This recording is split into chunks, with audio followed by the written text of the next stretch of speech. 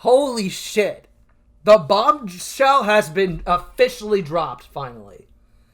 This week's episode of Vanguard Overdress gives us a lot of the answers to the questions we've been asking for since the show first started. Or at least this particular season, since this season started. Because holy hell, there's so much to cover with this episode. So let's start with the very beginning, where Donji, the episode where it leaves off from last episode, where Donji walks up to Daybreak, and long story short, Zaxa gets there. He's like, yo, why are you hesitating? Just go in. And then both of them go into Daybreak, and it becomes very apparent right out the gate that everything is just put on for an act with Daybreak. Like, they're pretty popular. They've got 100,000 subs on whatever their version of YouTube is. And, you know, they have all these fight tables, and, you know, they seem very friendly, but there's a lot of problems within this. We get introduced to the dark-haired chick who uses the meteor shower deck, and can I just say, this woman, next level tier. Like, this woman is on something, clearly. And it gets revealed to us throughout the course of this episode that she's the one kind of caring for Mirai and stuff, and you could kind of tell from episode 12 of Overdress that was kind of the idea. But Donji's whole main goal is to meet up with Mirai. I think her name is. I want us Mirai or whatever the hell her name is. Correct me if I'm wrong somewhere.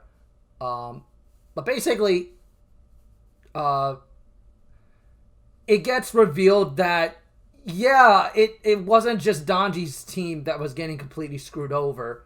A lot of teams have gotten completely screwed over by Daybreak, and it becomes very apparent even early on that something isn't right. And so,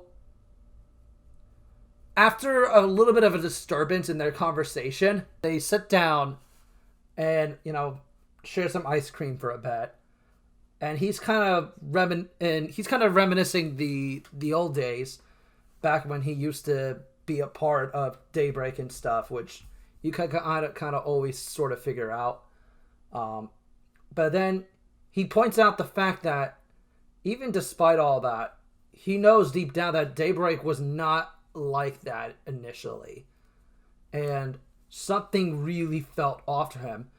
And he really questioned her, like, are you actually okay with burning down people's, like, flags and shit, and, you know, banners and shit, and ruining their friendships and whatnot?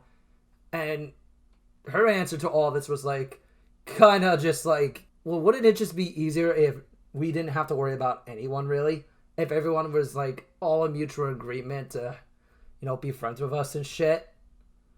And Donji just gets really pissed and shit. And so they finally end up going elsewhere to continue the conversation. They decide to go to a bar and play Vanguard, have a match of Vanguard.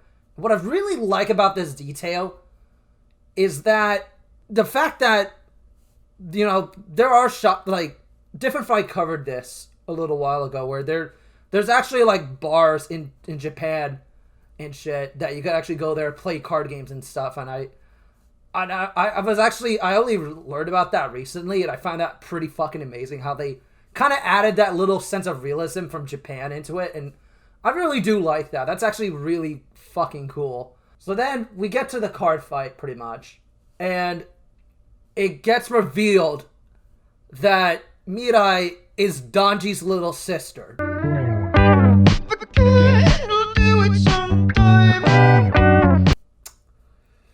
Let that sink in. It took me now looking at both of them side by side, I could see the resemblance more so. But, like, I wasn't expecting that at all. Like, that was probably the biggest bombshell I've ever received in quite a while. I know some people were probably thinking that that was the case. I couldn't tell that they were like brother and sister. Hell, I guess Donji like was actually from a rich family or whatnot, supposedly, and he went up and ditched them, presumably because he found out about some of the shit that Daybreak was doing to the other teams, and that could possibly be the main reason why he left. But an interesting point that the woman brings up midway through their match is that you're trying to come back to a place that you've already abandoned. And I kind of understand that. Like, you abandoned your family pretty much. What makes you think you have the right to just walk up in and say, hey, I'm here now, you know? Everything's all hunky-dory and shit. No. Because what really is fucked up that gets revealed later on is the fact that the grandmother of Donji considered him dead. And so technically, Mirai just assumes that Donji is dead. That her brother is dead. He kind of is, like, Donji is kind of Lelouch in a weird sense where he has the Lelouch syndrome. Maybe not to a, like, psychotic like he does, but the same situation kind of is going on where he notices some fucked up shit's going on within his own family.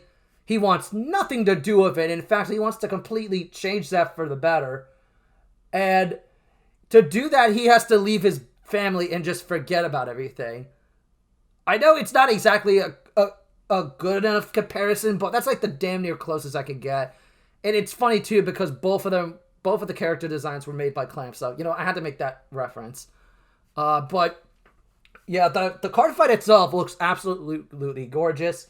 This time we finally have another unit outside of the main three being showcased in the card fight. And I did like her aesthetic, but what I really found funny is the fact that fucking Bruce went from all the way on the bottom of Planet Cray all up to space to kick a football directly into the fucking deleter. Like, and just blow her the fuck up. Like, the hell? Either way, it was a pretty cool sequence, I'm not even gonna lie. But then we get to the end of that fight. And at this point, Donji is desperate just to be able to see his sister because he hasn't probably seen her in a very long time and whatnot. So the woman there goes, okay, you can stay by your sister's side under one condition. You can't reveal who exactly you truly are. And Donji at first is torn by this, but he ultimately just caves in. And I don't necessarily blame him for that. But yeah, that was interesting. And then toward the end of the episode, like at the very last bits of the episode,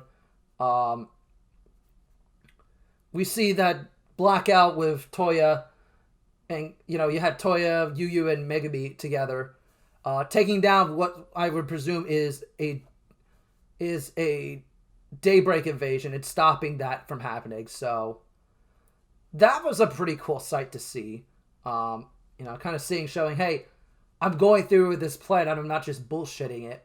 You know, so that's actually pretty fucking neat. And Donji and Mirai meet up, and she ended up dropping a keychain. He picks it up for her, and he's like, "This is yours, right?" And he's like, and then he finally introduces himself as Donji Moriyama, or whatever the fuck his name is, and that's when the episode ends. But yeah, that was really interesting. I'm looking forward to the next episode, especially to see where Yu and company are going to be, how that's going to be playing out. I wonder if they'll show that little bit of a conflict briefly, more so, or if they're just going to gloss over it because it's not really important in that moment, because the main purpose of the episode was to finally reunite Donji with Mirai, even if it's not via conventional means. But so I'm going to leave you guys off. And yeah, I'm looking forward to the next episode. So thanks you guys for listening in, and I'll see you guys next time. Bye-bye.